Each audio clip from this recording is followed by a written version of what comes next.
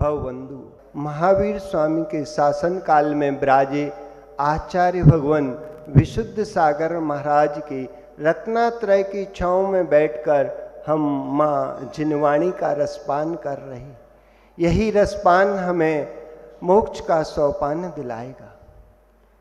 आचार्य भगवान कुलभद्र स्वामी यहाँ सार समुच्चय में फिर से कह रहे हैं कि यावत् स्वस्थ शरीरम यावत् चेन्द्रिय संपदा तावत् युक्तम तपः कर्तु वर्ध काले केवल श्रमा। अंतिम समय में केवल खेद ही रह जाता है, बुढ़ापे के बाद फिर कुछ नहीं बचता। इसलिए भैया पुष्प खिल रहे थे तो तुम कंठाहार बना रहे थे, कानों पर रख रहे थे, और फल थे स्वच्छ तब मुख में रख रहे थे, और जब सड़ने लगे तो भगवान के चरणों में अर्पित करने लगे। जब सुंदर फल थे तब तो तुमने खाने में लगाया, और सड़ने लगे तो भगवान के चरणों में। यही तो कह रहे हैं, जब चमकती काया थी तो विषयों में खो दी, धन कमाने में लगा दिया, और अब बुढ़ापे में कह रहे हैं हम दीक्षा दे दो। इसी बात को आगे कह रहे हैं कि अरे ज्ञानी तू क्या कर रहा है, काश चमकते चेहरे थे तो आप निर्गंत मुनि हो जाते। उस जिस नगर से आचार्य श्री निकलते हैं वहाँ के लोग दंग रह जाते हैं, देखते हैं कि क्या काया, इनके घर में क्या कुछ नहीं था, तो ये दिगंबर हो गए, नग्न घूम रहे। अब जो जैन होते हैं वो तो समझ जाते हैं कि आचार्य ऋषि का संग। जो अजैन होते हैं उनने कभी मुनिराज देखे नहीं, ऐसे ऐसे गांव में से निकल के जाते हैं आचार्य ऋषि। कल महाराज जी सुना रहे थे कि कुछ लोग पत्थर लेके खड़े हो जाते, कुछ लोग हाथ जोड़ के खड़े हो जाते, कुछ लोग कहते हैं कि भैया कौन सी पार्टी के हो आप लोग, क्या मांगने जा रहे हो नेता के पास, कौन से नेताजी के पास जा रहे हो। हम बिहार कर रहे थे, तब होली का दिन था, और होली के समय में आप जानते ही हो लोग बाग टक थे, कुछ लोग समझदार थे, तो कह रहे नहीं ये महावीर की मुद्रा जा रही है, और कुछ लोग कह रहे थे कि भैया कौन सी पार्टी के जा रहे हैं, कौन सी पार्टी के नेता जा रहे हैं, किन से जा रहे हैं, मांगने जा रहे हो, आप निर्वस्त्र होकर जा रहे हैं। ऐसे ऐसे लोग मिलते हैं, तो इसीलिए कह रहे हैं धन्य हो जिस नगर से आचार्य से निकलते हैं वहां के लोग कहते हैं कि इनके घर में कुछ खाने नहीं था क्या, ऐसे घूम रहे। अरे भैया सब कुछ था, लेकिन शिव सुख नहीं था, शिव सुख के लिए घूम रहे हैं। सब कुछ था इसलिए घर से निकल पड़े, घर में सब कुछ मिल सकता है, यथार्थ मानिए। जितने अच्छे से स्वतंत्र होकर घर में खाने पीने को मिलता है उतना का मुनिचर्या में मिलता है। तुम तो कहोगे कि नहीं महाराज हमसे अच्छा मिलता है, तुम्हें तो दोनों हाथों से खाते हो। भैया खाते तो हैं, पर विडंबना कितनी होती है ये पता है। वही कह रहे हैं पराधीन मुनि भर की चरिया, पर घर जाए मांगत कछु नाए। आपके घर आपने थाली दिखाई, सब कुछ बनाया, और कोई भैया बीच में बोल पड़े, उनने तो 2 रस का त्याग किया था, 1 रस का त्याग किया था, और भैया जी समझ गए पहले ही अंतर्यामी। उनने कही महाराज जी का नीरस है, सब हटा दो। अब क्या करें, उनने सब हटवा दिया। अब वे क्या कहेंगे, क्या हाथ पकड़ के रखेंगे कि नहीं रखो, हमने ये हटाया, कुछ नहीं कहेंगे, छोड़ दो, जिसको हटाओ ऐसा करेंगे क्या। यूं किया उन्होंने, भैया आज तो महाराज का नीरस है, हटा दो सब। बेचारे क्या करते, रोए कि मुस्कुराएं। बताओ। वहां देखें अलंगन शक्तिर्भवित तेषम देवस्य कुटला गति, जो देव की कुटिल गति ही होती है। चाहते मन बना के गए थे कि आज अच्छे से आहार करके आएंगे, कल उपास कर लेंगे, लेकिन भैया ने पहले ही सब कुछ हटा दिया।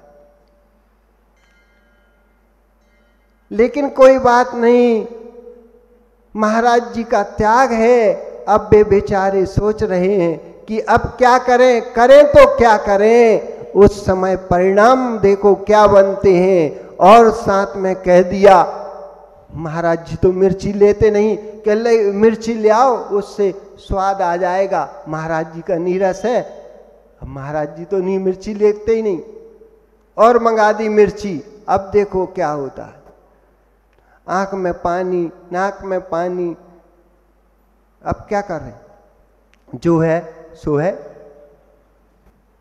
परिणाम देखो क्या बनते हैं। और साथ में देख के वैसे तो आंसू टपकने लगते हैं। अब भैया ऐसे काल में क्या करोगे, कुछ नहीं, उठ के भागेंगे क्या? नहीं, कुछ नहीं, उठ के भाग चलो इधर से। नहीं, ज्ञानी उस समय साम रस का पान करते हैं, साम समता का रस पान करते हैं।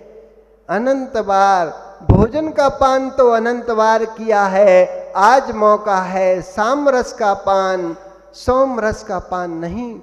सोम रस तो नहीं, कहने लगे पंचम काल है कि महाराज जी वहां जाके सोम रस का पान करेंगे। सोम रस का पान नहीं करते, समता रस अमृत रस का पान करते हैं मुनिराज। चौका में भले कुछ मिले चाहे नहीं मिले, जैसे तैसे अपना उदर पूर्ति करके आते हैं। मदरा का पान नहीं करेंगे मुनि दिगंबर, सोम रस पीते हैं, अमरस रस पीते हैं, यानी चित्त चैतन्य रसायन स्वरूपो हम चेतना रस का ही पान करते हैं। ध्रुव सत्य है भैया, इस देह पिंड को चलाने के लिए तुम्हारे घर जाना पड़ता है, पर आत्मा का भोजन तो चित्त चैतन्य स्वरूप हम है। ध्रुव सत्य है कि जिनवाणी के रस का पान होता तो है, तो पुद्गल के टुकड़ों का कोई भान नहीं होता। जब जिनवाणी का रस का पान करते हैं तब भोजन की याद नहीं आती। देखो भैया, तुम दुखी मत होना, आप लोग तो इतने भाग्यवान हो कि जीवन को जिनवाणी में लगा दिया और अंतिम समय भी जिनवाणी में लगा रहे हो। सुनने की मिल रही है, जिनवाणी सुनने को मिल रही है। विश्वास रखना, पुण्य क्षेत्र में जन्म पुण्य आत्मा का ही होता है। तुम अपने भाग्य को संवारो कि हमारा ऐसी जगह जन्म हुआ है, नहीं तो कहीं और होता तो ना जिनवाणी मिलती, ना जिनदेव मिलते, ना निर्गंथ गुरु मिलते। आज अपने आप को ऐसा बनाओ कि वास्तव में हमें जो कुल मिला है सच्चा कुल मिला है। ऐसा कुल कहीं मिल नहीं सकता। भले पंचम काल में आए तो क्या हुआ, तुम्हें तो निर्गंथों के दर्शन हो रहे हैं, उन्हें के हाथ पर ग्रास रखने के भाग्य संभालो। वो नहीं तो पहले के दिन चले गए, मुनियों के दर्शन नहीं कर पाए। अच्छे अच्छे विद्वान पंडित एक कमरे में निर्गंथ होकर एक दूसरे के दर्शन करते थे। क्या दिगंबर मुनि ऐसे ही होते थे? फिर भी तुम अपने जीवन को विषयों में लगा रहे हो, धिक्कार है। जैन कुल मिला है, इससे उत्तम कुल तो मिल ही नहीं सकता।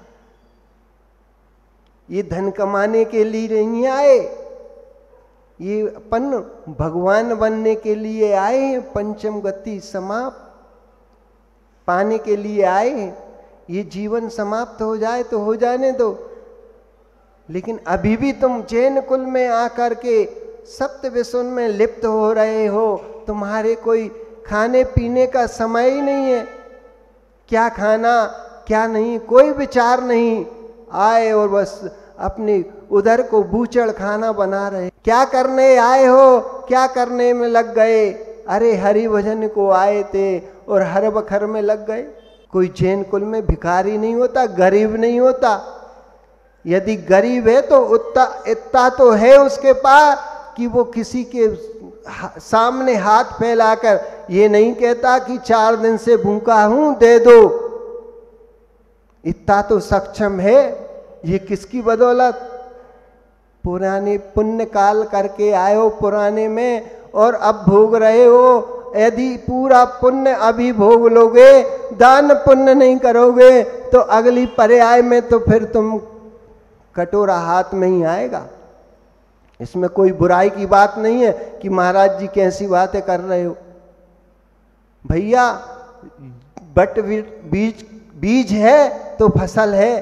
किसान भी बीज रख के ही फसल का उपयोग करता है, पूरी बेच के खत्म नहीं करता। आषाढ़ में किसके पास जाएगा बोने कि भैया बीज दे दो? बीज राख फल भोगते, ज्यों किसान जगमाई, त्यों चक्री सक्री निप करें, धर्म विसारे नाही। तो भैया इतना तो बचा के रखो कि अगली पर्याय में काम में आ जाए। सब अभी खत्म कर दोगे? संचय करके रखो। उस किसान की भांति बीज रख के बचा के रखो। सारे विषयों में मत लगा दो। कितनी अच्छी सुंदर काया मिली है और लगा दी वैष्णव में। फिर क्या होना है? अरे गुटखा खाओगे, शराब पियोगे, 7 व्यसन करोगे तो शरीर तो तुम्हारा क्षीण होगा, बीमारियां तो लगेंगी। फिर कहोगे महाराज कल एक भैया आए थे, 2-4 दिन पहले, कह रहे महाराज जी हमारा डायलिसिस हो रहा है, माँ रो रही है। वो भैया से कहा क्या करते थे? मैंने कि पानी मानी ढंग से पीते थे कि नहीं? कह रहे महाराज जी हम तो गुटखा दबा लेते, पानी हमें प्यास लगती नहीं। मैंने कि कितनी बार डायलिसिस हो गया? कई दोनों किडनी खराब है और डायलिसिस हो रहा है। और भैया से पूछा तो कई गुटखा जेब में है। गुटखा खाते हो? त्याग नहीं किया अभी? कह ले खाते हैं। मैंने कि रखो पुड़िया यहाँ महाराज के सामने और कायोत्सर करो। बेचारी माँ तो रो रही है कि बेटा की जान बच जाए और बेटा विषयों में ही जा रहा है। फिर काहे को पैसा खर्च कर रही है माँ? जब त्याग कराया, मुनि महाराज त्याग करा रहे हैं और तुम त्याग नहीं कर पा रहे हो, फिर कौन से भगवान आएंगे तुम्हें तीर्थंकर आएंगे कि भैया त्याग कर दो? अब कोई नहीं आएगा भैया। पिताजी भी तुम्हें समझाएंगे 2, 4, 10 बार कि भैया गुटखा मत खा। और तुम खा रहे हो तो तुम जानो कल के दिन हमारे साथ में खाने वाले इतने थे, चेहरा इनके चमकते थे, आधे गाल कट गए, ऐसे हो गए। हमारे भैया भी खाते थे, यहां आए थे दर्शन कराने। पहले हमने कहा तुम सबसे पहले गुटखा रखो यहां, नहीं तो जाओ घर। क्या कोशिश मोशिश नहीं होती, सब कोशिश यही होती। जो विचार लो वो हो जाता है, नहीं विचारो तो कुछ नहीं होता। इसलिए भैया पुण्यात्मा को ही पुण्य क्षेत्र मिलता है कि जब मुनिराज आए आगरा में तो 4-4 जगह चौमासे हो रहे हैं। ये पुण्य की बात तो है। और फिर भी कह रहे हैं श्रीफल चढ़ा दो, शीतकालीन वाचना करवा दो।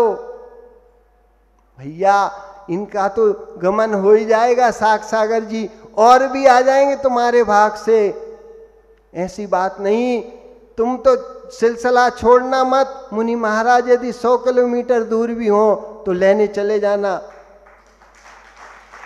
सार भाई यदि कोई तुमसे कहे, सचिन भाई कह ले कोई भी कहे कि तुम्हें कोई काम नहीं है, मुनि महाराजों को ही लाते रहते हो, उन्हें कहने देना, उनकी दुकान चलते रहना, तुम अपना पुण्य कमाते रहना।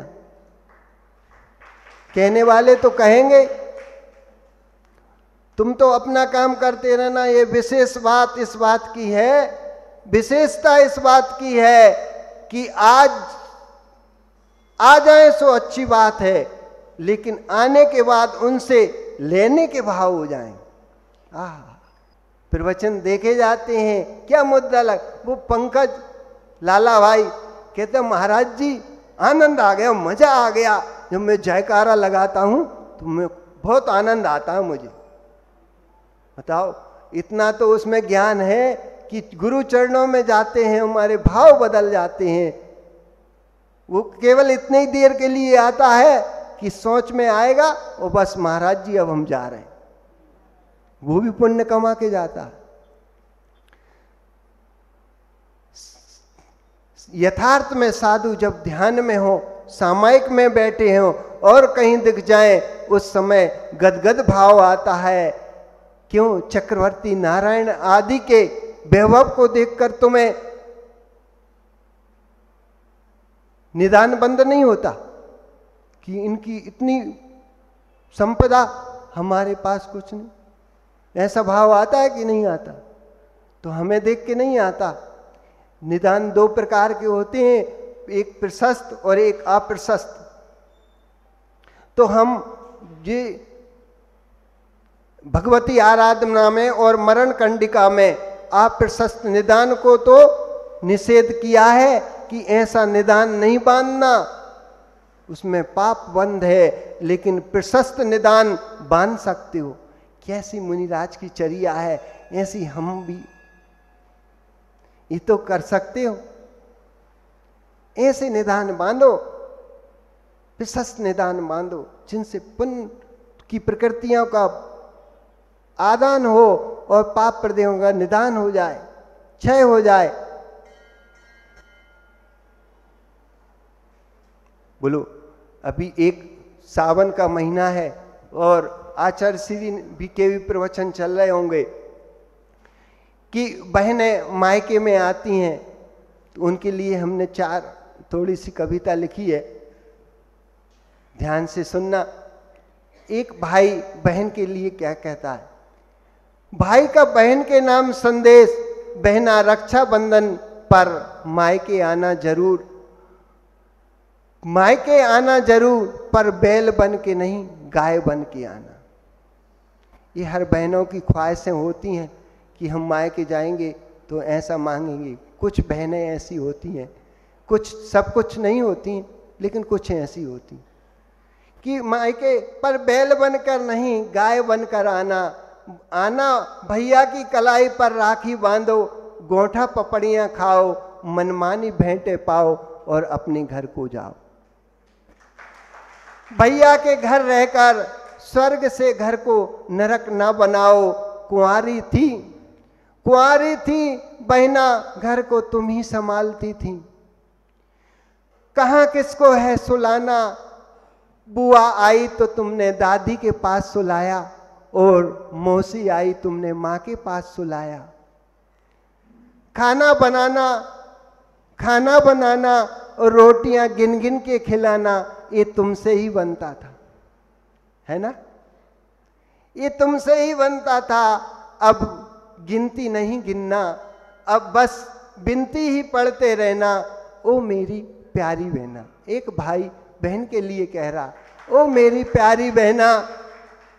पर बहना जब से पहने तुमने ससुराल के गहना, पर बहना जब से तुमने पहने ससुराल के गहना, हमारा तुमसे लेना ना देना, हमारा तुमसे लेना ना देना। रक्षा बंधन भाई दूज पर आते जाते रहना, रक्षा बंधन भाई दूज पर आते जाते रहना। और जिनके साथ तुम रहती हो, उन सबसे हितमित प्रिय वचन ही बोलते रहना, ओ मेरी प्यारी बहना। भाई बहन का पवित्र है रिश्ता, इस रिश्ते को सदा निभाते रहना। बोलो आचार्य भगवान विशुद्ध सागर मुनि महाराज की।